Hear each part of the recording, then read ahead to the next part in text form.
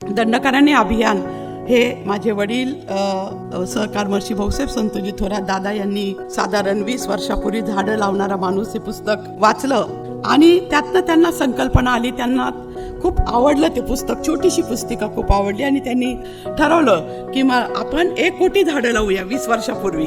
आणि आम्ही सगळे आम्हाला बोलावून घेतलं आणि सांगितलं की आपल्याला 1 कोटी झाडं लावायची.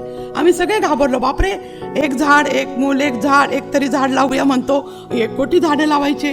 परंतु ते स्वातंत्र्याच्या चळवळीत होते, ते मोठे लढवई होते, त्यांनी सगळा सहकार उभा केलेला होता आणि त्या माध्यमातून त्यांनी ही गोष्ट केल्यानंतर संपूर्ण नियोजन त्यांनी यामध्ये केलं. तालुक्याचे काही भाग केले. संगमनेर तालुका हा एक डोंगरी तालुका आहे, 250 डोंगर आहे, 200 दऱ्या आहेत, खूप सुंदर सुंदर नावं डोंगरांना आहे.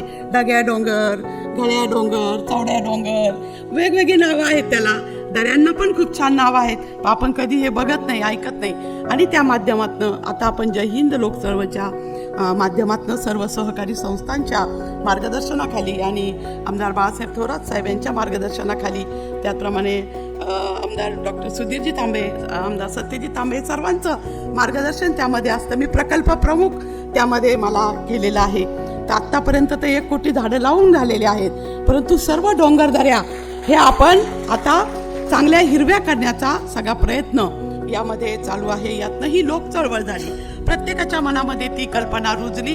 कुणी बांधावर लावले, कुणी शेतावर लावले, कुणी डोंगरात लावले.